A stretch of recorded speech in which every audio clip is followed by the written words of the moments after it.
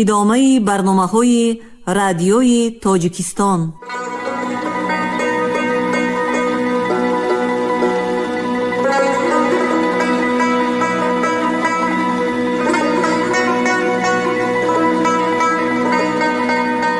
ассалому алайкум шунавандаҳои гиромӣ, ба таваҷҷӯҳи шумо гуфтори адабӣ аз силсилаи хониши бадеӣ асари нависандаи бузурги тоҷик Садриддин Айнӣ, ёддоштҳо дар қироати Абдурашид Хуҷамқулов.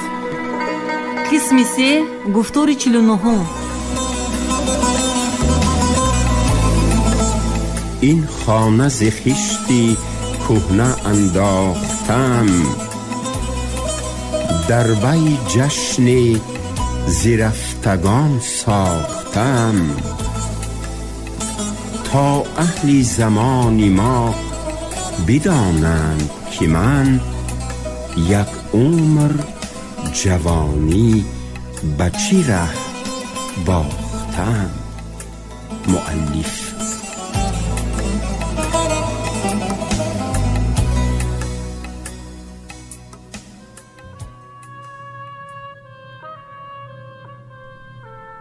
خواهمان خانه بیداد و ستم ویران باد، خواهمان محکمه جبر مزارستان باد، خواهمان تخت که شد باعث بدبختی ما ریزه ریزه شده با خاک سیاه یکسان باد، خواهمان تاج که عشرتگه جلادان است پاره پاره شده در زیر زمین پنهان باد، خواهمان زمره که امروز تحکم دارد دست بسته به در محکمه ها حیران باد، خواهمان مفتی و آن قاضی و آن شاه و وزیر سرنگون گشته به خون خودشان غلطان باد. در شهر حولی شریف جان مخدوم.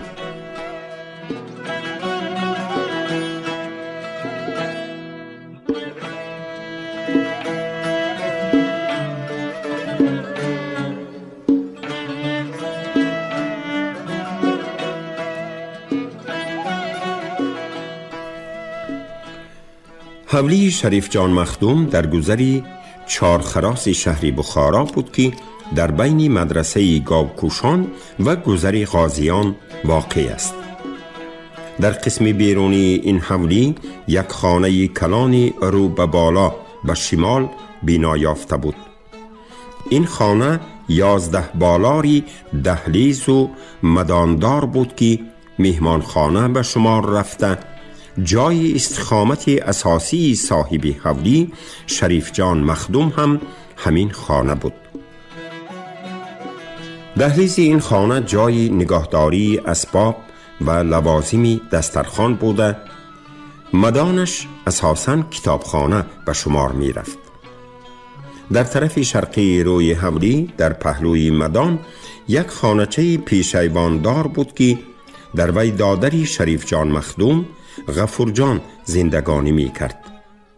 در طرف شمالی روی حولی یک خانچه پستک آفتاب رویه بود که در وی خدمتگاران زندگی می کردند.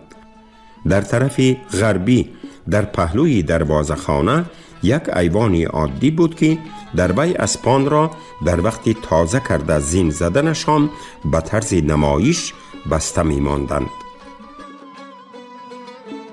در پشت مهمانخانه یک روی حولی وسیع ثاباتناک بود که اساساً اسبخانه به شمار می رفت و در طرف پیشگاه این روی حولی یک چاه آب شوری تلخنما بود که از وی برای شستشوی اسبان و آب زدن روی حولی فایده می بردند.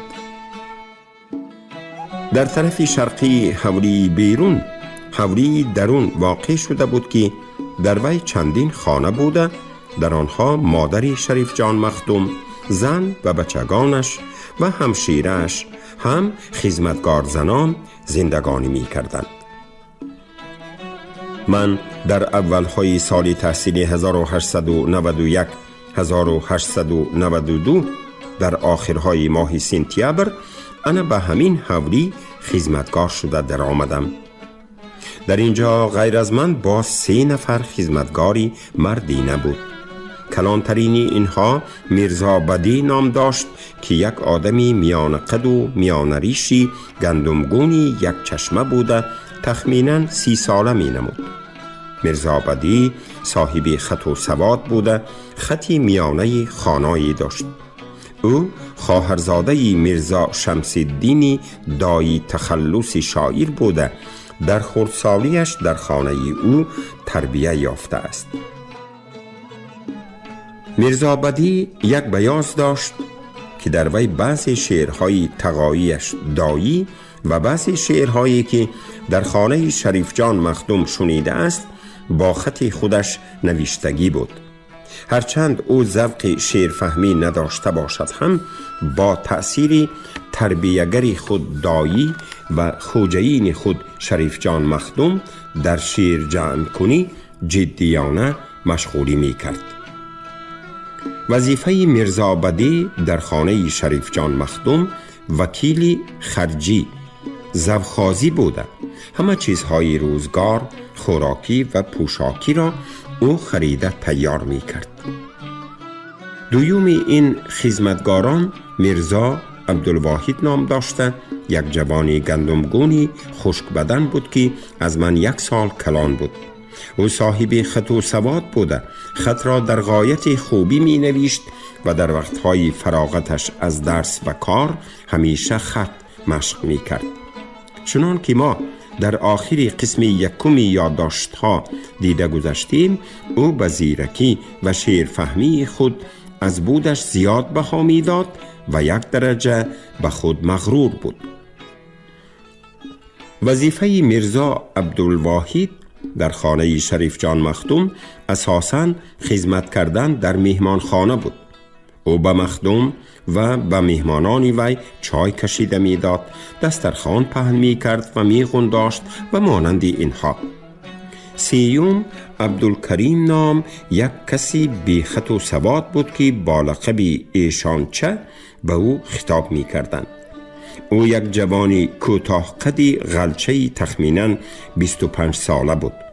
او از دیهه رازمازی ریان وابکند بوده، مخصوصاً برای نگاه و بینی اسب سییسی از آنجا به خانه شریف جان مخدوم آمده است و وظیفه او نگاه و بینی اسبان بود. وظیفه من اساساً به همین 3 خدمتگاری مردینه یاری دادن بود.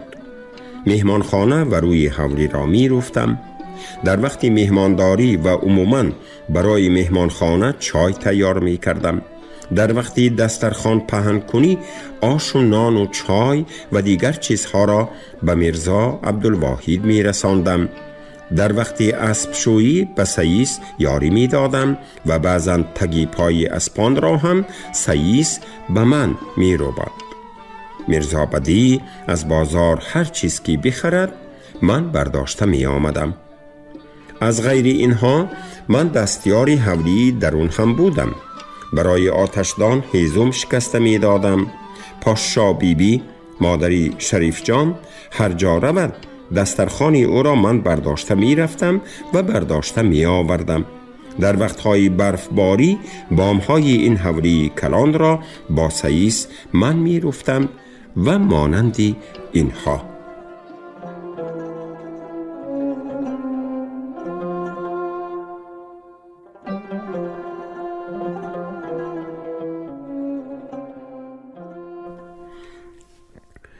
شریف جان مخدوم و همصحبتان او.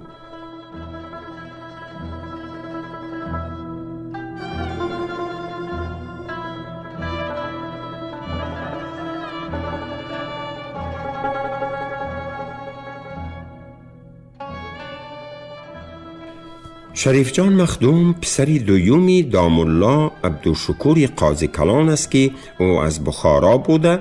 پدر و برادرانش به کسب شستگری مشغولی داشتند و خودی عبدالشکور هم در خردسالیش چندی در این پیشه شاگردی کرده است. شریف جان مخدوم آدمی بلند قامت، سفید روی، میش چشم، خرمایی ریش بوده. در وقتی که من به خدمتی او در آمدم 27 سال عمر داشت. شریف جان مخدوم در خوشخطی، خوشسوادی، شعر فهمی و معارف دوستی در بین ملازادگان بخارا قریب یگانه بود. عادتاً فرزندان ملاهای کلان بخارا با دولت و شهرتی پدر مغرور شده در خردسالی بی تربیه می ماندند و یا اینکه تربیه‌ای بد می گرفتند و در کلانسالی از هیچ گونه کارهای احمقی و بد اخلاقی خودداری نمی کردند و با وجود این به واسطه نام پدر به منصبهای کلان می رسیدند و بیشترینشان منصب خود را سوء استعمال می کردند. سبب همین بود که مردمی بخارا در حق مخدومان لطیفه های غلطی بافتند و شعرها گفتند. یکی از آن شعرها این است: از 200 سرقند مخدوم ساختند، نکتدانها خورده می گفتند فچ. یا این که طرح عالم را چو می انداختند، از 200 مغزابه مخدوم ساختند. در بین این گونه مخدومان کلان دانشمندان کم یافت می شدند که یکی از همان کمیاب ها شریف جان مخدوم بود. خانه شریف جان مخدوم در هر هفته 3 شب تعطیل، 3 شنبه، 4 شنبه و 5 شنبه عادتاً رنگ انجمن شاعران، شعرشناسان، لطیفه گویان و شیرینکاران را می گرفت. من که در قطار میرزا عبدالواحد وظیفه پیش خدمتی را ادا می کردم، در آن گونه شبها همیشه در درون مهمان خانه بوده از آن گونه صحبت‌های ادبی آزادانه استفاده می کردم. من می توانم گویم که متریال های ابتدایی لیکن مهمی ادبی خود را از آن حولی گرد آوردم. من در آن حولی با ملا نظرالله لطفی، عبدالمجید ذوفنون، یحیی خواجه، صادق خواجه گلشنی، حامد بیک حامید، عبدالله خواجه تحسین، ملا برهان مشتاقی، قاری عبدالکریم آفرین دوزخی، میرزا عظیم سامی بوستانی، ملا رحمتی سرتراش، عزیز خواجه عزیز و دیگرها که اکثر آنها شاعر و یا شعر شناس بودند شناس و حالدان شدم. من در آخرهای قسم دوم یادداشت‌های خود از این نامبر شدگان ملا نظرالله لطفی، ملا رحمتی سرتراش و ملا مشتاقی را به خوانندگان خود شناسانده بودم و در اینجا درباره باقی مانده آنها به طرز کوتاه هم باشد معلومات داده گذشتن لازم می آید.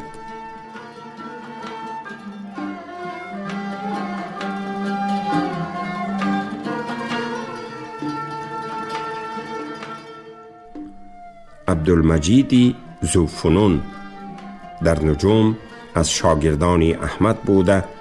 در شعر و ادبیات و در فنهای رسمی مدرسه های بخارا نیز مهارت داشت. از بس که او فنها و علمهای گوناگون را می دانست، همزمانانش به او ذوفنون لقب داده بودند که صاحب فنها گفتن است.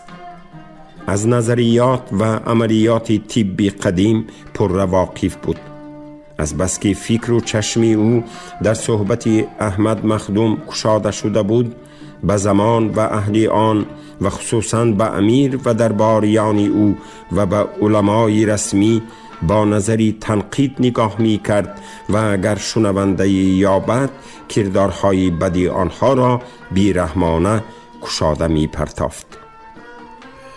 اما رفتار و کردار شخصی ذوفنون دیوانوار بود.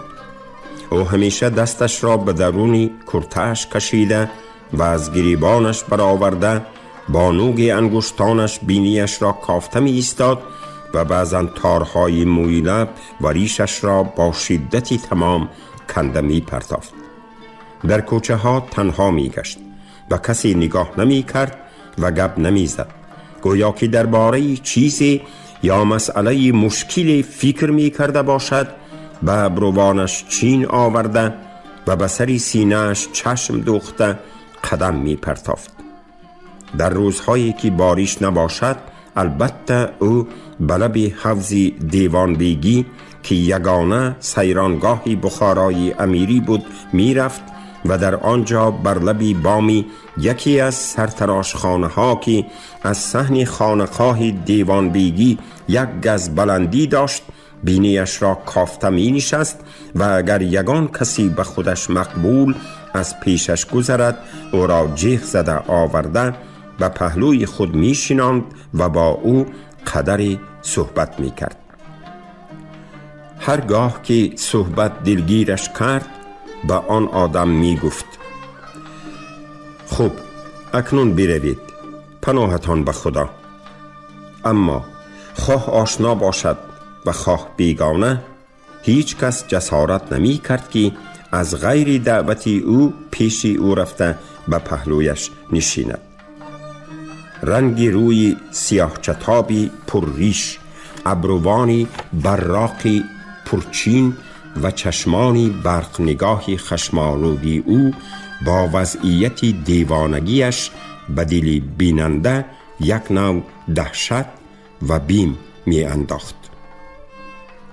ذوفنون به خانه شریف جان مخدوم کم می آمد و تنها روزانه می آمد. اگر کسی نباشد با صاحب خانه قدری صحبت کرده می نشست و اگر آدمی بیرونه باشد و صحبت موافق طبع او شکایتی درباریان یا علما رفته ایستاده باشد هم قدری اشتراک می کرد. اگر آدمی بیرونه موافق طبعش نباشد بعضاً از دهلیز گشته می رفت و اگر به خانه در آید هم از 1 دقیقه زیاد نمی نشست و به هیچ کس خیر و خوش نگفته برآمده می رفت. شریف جان مخدوم می گفت: دیوانگی ذوفنون ساخته است وگرنه خود او دانشمندی بزرگی همه فهم است، اما او برای از طرف امیر بازخواست نشدن خود را به دیوانگی زده می گردد.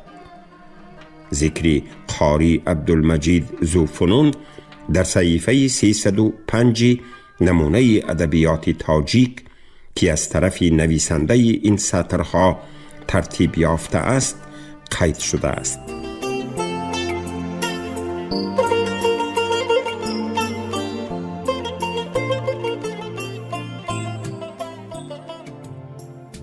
یحیی خواجه با شکل و خصوصیت‌های دیگر رویده عبدالمجید ذوفنون بود. او هم خود را به دیوانگی زده می گشت، اما دیوانگی او فعالانه و با غیرتانه بود. او آدم‌هایی به خودش نامقبول را با الفاظ قبیح دشنام می داد. ملاهای کلانی رسمی و درباریان کلان هرگاه او را در راهی و کوچه‌ای بینند و پس کوچه‌ای در آمده رفته خود را از وی پنهان می کردند تا که حقارت‌های او را نشنوند. یحیی خواجه آدمی بلند قامت، کمگوشت، سفید روی و میانه ریش بوده. در وقتهایی که من در خانه شریف جان مخدوم بودم سفیدی ریشش از سیاهیش زیادتر شده بود و با این نشانه عمر او نزدیک به 60 می نمود. یحیی خواجه از جماعه خواجگان میرکانی بخارا بود که پدر و باباهایش در منصب‌های کلان علمی و خواجگی منصوب شده گذشته. نظر به عادت عنعنوی امیران بخارا اولاد این گونه خواجگان را حرمت کردن لازم بود. بنابراین از دیوانگی های او چشم می پوشیدند و او را جوابگر نمی کردند. او باشد از این حرمت اولادی خود استفاده کرده علما، امیر و درباریان او را سخت تنقید و مسخره می کرد. در همان روزها از کارهای یحیی خواجه چند حکایه شنیده و چند واقعه را خود دیده بودم که آنها خراکتری او را تماما روشن نشان می دهند. من در اینجا بعضی آنها را یاد کرده می گذرم.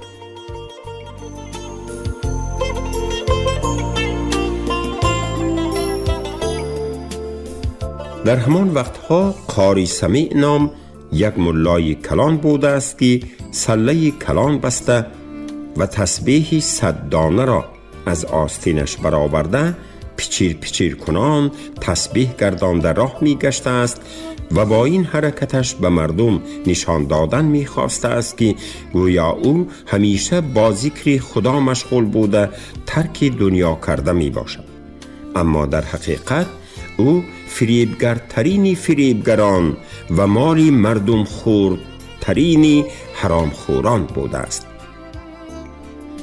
این گونه رفتار و کردار قاری سمیع از نظر یحیی خواجه پوشیده نمانده است و او خواسته است که او را درستک تنبیه دهد. یحیی خواجه به همین نیت حجت‌های ساخته شرعی تیار کرده قاری سمیع را به قاضی خانه کشیده است. حولی نشستی او از آن من می باشد. در نتیجه چندین روزه مرافعه دعوای یحیی خواجه در پیش قاضی کلان اثبات یافته او حکم کرده است که قاری سمیع 15,000 تنگه 2250 سوم که بدل حولی است به یحیی خواجه بدهد. یحیی خواجه طلب کرده است که قاری سمیع 15,000 تنگه را نقد آورده در حضور قاضی به من سپارد. در آن صورت من به صلحنامه راضی می شوم، وگرنه به قول او اعتماد کرده نمی توانم و از فریب او خود را ایمن نمی پندارم. قاری سمیع مبلغ مذکور را نقد کرده به قاضی خانه آورده در حضور قاضی به یحیی خواجه سپرده است. وقتی که قاضی به تمام شدن دعوا و تسلیم پول دعواگر و جوابگر را اقرار کننده می‌خواسته است خطی ابرا صلحنامه را مهر کند، یحیی خواجه قاضی را از مهر کردن باز داشته گفته است: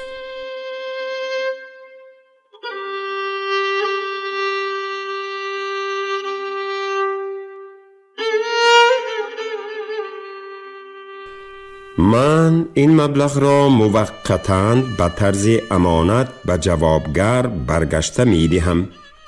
شما هم حجتهای مرا به من بازگشته دهید.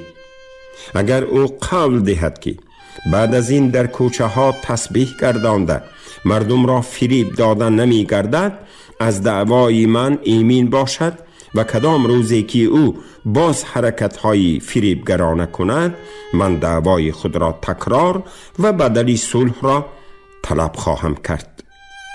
قاری سمیع موافق طلب یحیی خواجه قول داده از دست او مجانا بی بدلی صلح خلاص شده است. بعد از این واقعه قاری سمیع تا زنده بود به کوچه نمی برآمد و اگر برآید هم به قیافت آدمانی عادی شده می برآمد و با وجود این از زبان مردم خلاصی نمی یافت. مردم ذکر خدا و تسبیح را به 15,000 تنگه فروخت گویان او را مسخره می کردند. باری یحیی خواجه به پیش قاضی کلان قاضی بدرالدین در آمده است. قاضی او را منافقانه حرمت نموده و تعظیم کنان پیشواز گرفته به امید خوش آمدن به او از او در حق خود دعای خیر طلب کرده است تا که با این تملق‌های ریاکارانه از زبان او ایمن ماند. یحیی خواجه در جواب مانند دعا کنندگان دستان خود را به هوا برداشته گفته است: الهی خدایا خداوندا قاضی بدرالدین را به جای خود خدا کنی. قاضی از این دعا در حیرت افتاده ای قباحت شد گفته است. هیچ جای قباحت هم نیست و اجابت هم گفته است یحیی خواجه در جواب. تو این روزها در بخارا از امیر هم کلانتر می باشی. اختیاری مرده و زندهی همه مردمی مملکتی بخارا در دستی توست.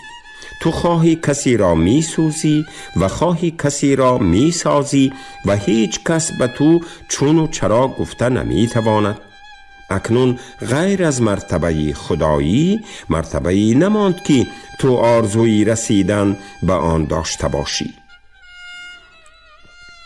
مرافعه‌چیان و ملازمان اطراف یحیی خواجه و قاضی کلان را احاطه نموده از سخنان یحیی خواجه به ذوق کردن در آمدند. قاضی کلان به امیدی تمام کردن این تماشا خوب گفته شما شود، گویان خواسته است که گریبان خود را از دستی این خصمی بی امان رها کند. اما حریفی شوخ چشمی تیز زبان به قاضی کلان امان نداده سخن خود را دوام کنانده است. خدا شدن برای تو فایده ناک است، زیرا به احواری دهقانان خانه ویران شده، یتیمانی بی پدر مانده ماری میراثیشان از طرف تو ضبط گردیده، بروزی سیاه زنانی بیوه و بچگانی بی پرستار که شوهر و پدرانشان در زندانی تو خوابیدند، تو جوابگر می باشی. احتمال از غضب خدا ترسیده در عیشت خللی رسد.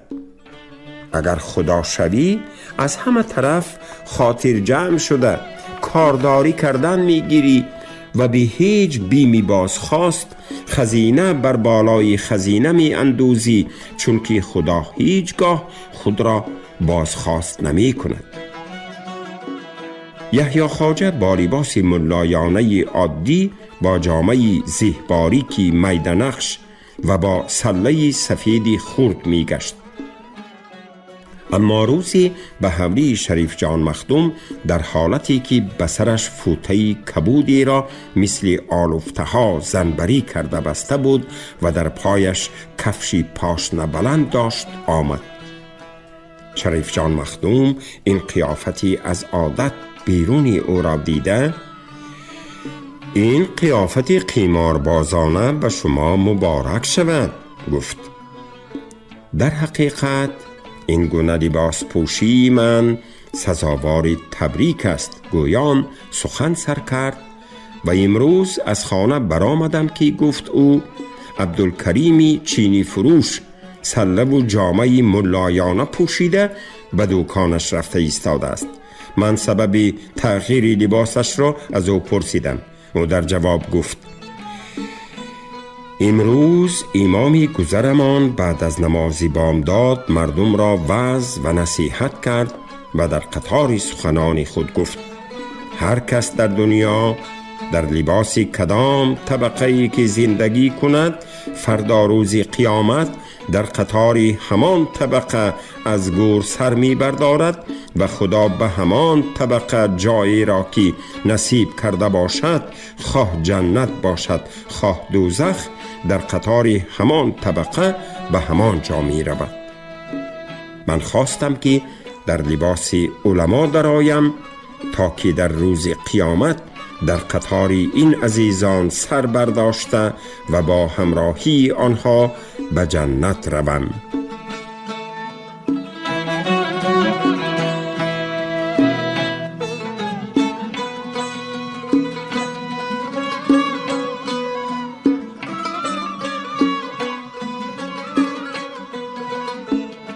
شما گفتار 49 را از روی اثری نویسنده بزرگ تاجیک صدرالدین عینی یادداشت‌ها شنیدید.